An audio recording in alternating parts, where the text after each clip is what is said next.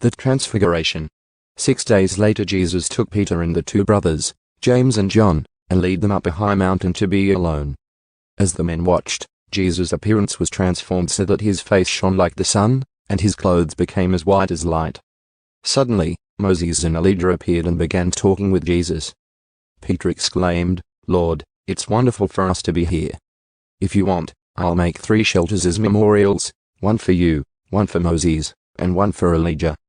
But even as he spoke, a bright cloud overshadowed them, and a voice from the cloud said, "This is my dearly loved Son, who brings me great joy. Listen to him." The disciples were terrified and fell face down on the ground. Then Jesus came over and touched them. "Get up," he said. "Don't be afraid." And when they looked up, Moses and Elijah were gone, and they saw only Jesus. As they went back down the mountain, Jesus commanded them, "Don't tell anyone what you have seen until the Son of Man has been raised from the dead." Then his disciples asked him, "Why do the teachers of religious law insist that Elijah must return before the Messiah comes?" Jesus replied, "Elijah is indeed coming first to get everything ready. But I tell you, Elijah has already come, but he wasn't recognized, and they chose to abuse him. And in the same way they will also make the Son of Man suffer." Then the disciples realized he was talking about John the Baptist. Jesus heals a demon-possessed boy. At the foot of the mountain, a large crowd was waiting for them. A man came and knelt before Jesus and said, "Lord, have mercy on my son. He has seizures and suffers terribly. He often falls into the fire or into the water. So I brought him to your disciples, but they couldn't heal him." Jesus said, "You faithless and corrupt people.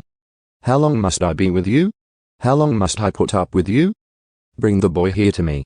Then Jesus rebuked the demon in the boy, and it left him. From that moment the boy was well. Afterward the disciples asked Jesus privately, "Why couldn't we cast out that demon?"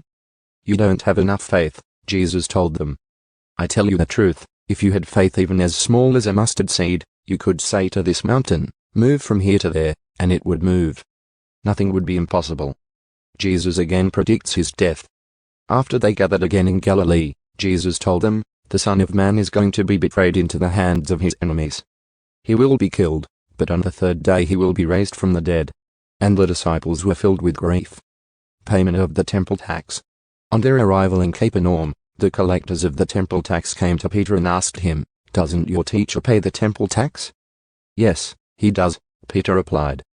Then he went into the house. But before he had a chance to speak, Jesus asked him, "What do you think, Peter? Do kings tax their own people or the people they have conquered?" "They tax the people they have conquered," Peter replied. "Well, then," Jesus said, "the citizens are free. However, we don't want to offend them, so go down to the lake and throw in a line. Open the mouth of the first fish you catch, and you will find a large silver coin. Take it and pay the tax for both of us,